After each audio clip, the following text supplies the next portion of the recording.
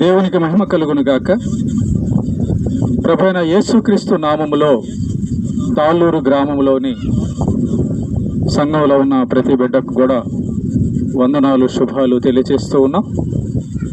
ప్రేమైన దేవుని పిల్లలారా, ఈ యొక్క ప్రాంతానికి దేవుడు తన మహాకృప చేత, ప్రేమ చేత మనలందరినీ కూడా ప్రేమించి తన యొక్క అమూల్యమైన మాటలు, విలువైన మాటలు, మనుషులందరికీ అవసరమైన మాటలు తెలియచేయడానికి మమ్మల్ని పంపించున్నాడు.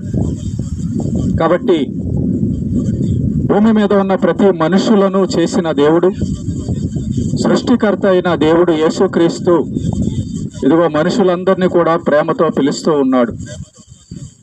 ఆయన మాటల వలన ప్రతి మనిషి జీవితం యొక్క బాగుపడుతుంది. ఆయన మాటల వలన ప్రతి మనిషి కుటుంబం ఆశీర్వదింపబడుతుంది.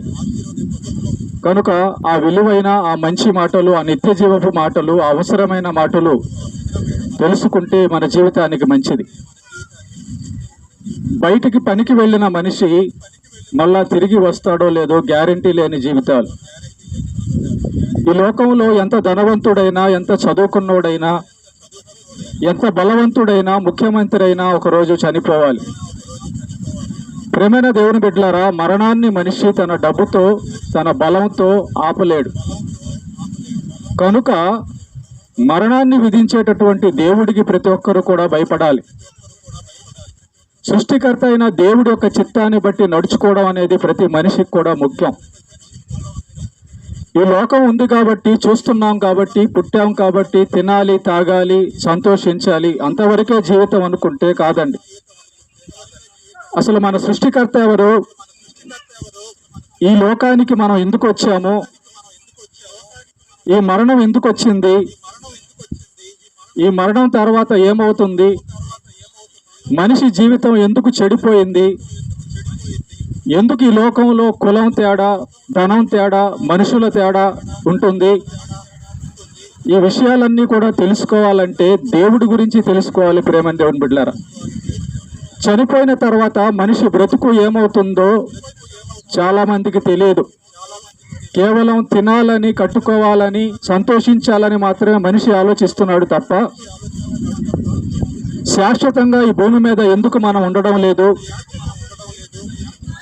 మనం ఈ లోకానికి ఏమి తీసుకురాలేదు, ఏమి తీసుకొని పోలేము. ఎంత ధనం సంపాదించినా ఒక్క రూపాయి కూడా మనతో తీసుకొని పోలేము. ఎంత తల్లిదండ్రులు ప్రేమించిన వారైనా, భార్య భర్తలైనా, పిల్లలైనా వారు మనతో రారు. ఒంటరిగా వచ్చాము, ఒంటరిగా వెళ్ళిపోవాలి. వెళ్ళిపోయేది ఎక్కడికి? ఈ లోకంలో మనకు బ్రతికిచ్చింది ఎందుకు? ఈ విషయాలన్నీ కూడా తెలుసుకోకుండా చాలా మంది బతుకుతూ ఉన్నారు.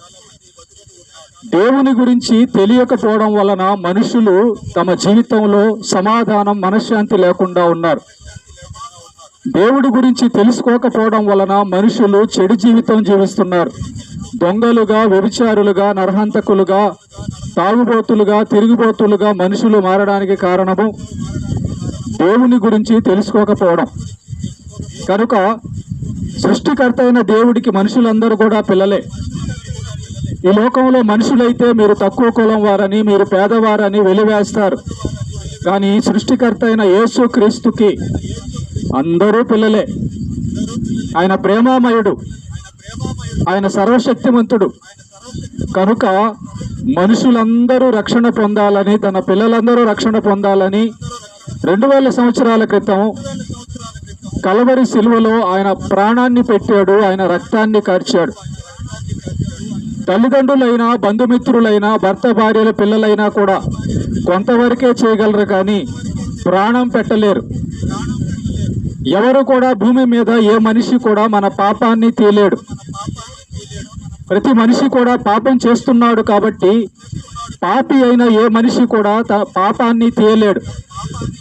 కేవలం దేవుడైన యేసుక్రీస్తు మాత్రమే ఈ లోకానికి వచ్చి పరిశుద్ధుడుగా, నీతిమంతుడుగా బ్రతికి చూపించాడు. ఏ పాపము లేనివాడుగా బ్రతికి చూపించాడు. కనుక పాపము లేని దేవుడైన యేసుక్రీస్తు ఒక్కడే మన పాపాలను తీయగలిగిన వాడు. డాక్టర్ ఒక్కడే ఆపరేషన్ చేయాలి, ఎవరు పడితే ఎవరు చేయడానికి కుదరదు. కనుక మనుషులందరూ ఎందుకు మరణిస్తున్నారు అంటే పాపము వలన వచ్చే జీతము మరణము అని చెప్పి దేవుడు సెలవిచ్చాడు. మొట్టమొదటి మానవుడైన ఆదాము పాపము చేసినందువలన మరణం సంభవించింది.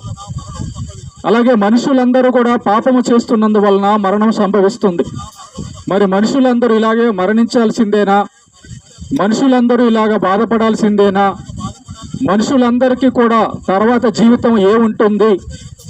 ఇదంతా కూడా తెలుసుకోవడం అనేది ఎంతో ముఖ్య అవసరం ప్రేమైన దేవుని బిడ్డలారా. కాబట్టి కులం తేడా లేదు, మతం తేడా లేదు, పేదవాడివైనా ఎవరివైనా సరే ఉచితంగా ఇదిగో దేవుని యొక్క మాటలు వింటే నీ జీవితం, నీ మనస్సు బాగుంటుంది. అదేంటంటే ఇదిగో శుభవార్త, ప్రభువైన యేసుక్రీస్తు మరణాన్ని గెలిచాడు.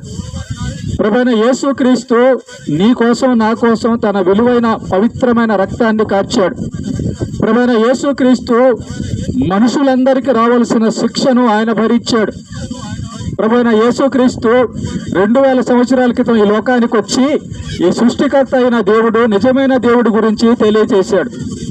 కాబట్టి ఇదిగో ఇక బాధపడాల్సిన అవసరం లేదు, ఇక చింతపడాల్సిన అవసరం లేదు.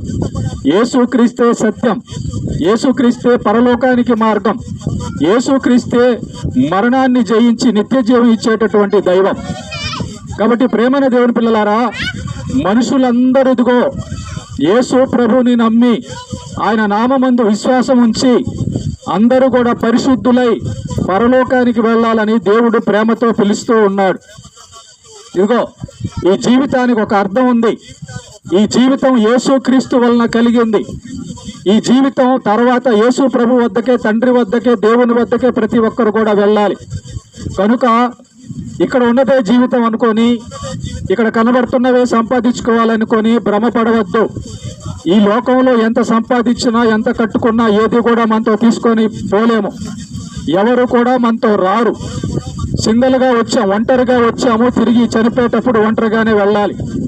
అయితే ఎక్కడికి వెళ్ళాలి? మరణం తర్వాత ఏముంది అని దేవుడు చెప్తున్నాడంటే, మరణం తర్వాత ప్రతి మనిషికి కూడా తీర్పు ఉంది. తీర్పు అంటే ప్రతి మనిషి తాను చేసినటువంటి పనులను బట్టి ఫలితం పొందడమే తీర్పు అంటే. కాబట్టి ఇదిగో ఈ లోకంలో నేరం చేసిన వాళ్ళని పోలీసులు పట్టుకొని జడ్జి ముందు నిలబెడతారు తీర్పుకి. ఆ జడ్జి ఏం తీర్పు ఇస్తాడో దాన్ని బట్టి విడుదల, జైలుకు వెళ్ళడం జరుగుతుంది.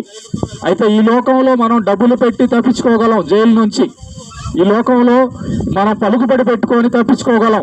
కానీ దేవుడు తీర్పు విధిస్తే ఏ మనిషి కూడా తప్పించుకోలేడు. దానికి ఉదాహరణ మరణం. చూడండి, ఈ లోకంలో ధనవంతులు ఉన్నారు, బలవంతులు ఉన్నారు, చదువుకున్న వాళ్ళు ఉన్నారు, కానీ ముఖ్యమంత్రులు కూడా ఉన్నారు, ప్రధానమంత్రులు ఉన్నారు. ఎవరైనా కూడా మరణాన్ని తప్పించుకోగలరా?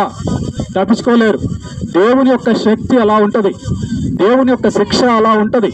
కాబట్టి ఏ మనిషి అయితే దేవుణ్ణి ఎరగక ఇష్టానుసారంగా బతికి చనిపోతాడో ఆ మనిషి చనిపోయిన తర్వాత దేవుని ఎదుట, తీర్పు సింహాసనం ఎదుట నిలబడాలి.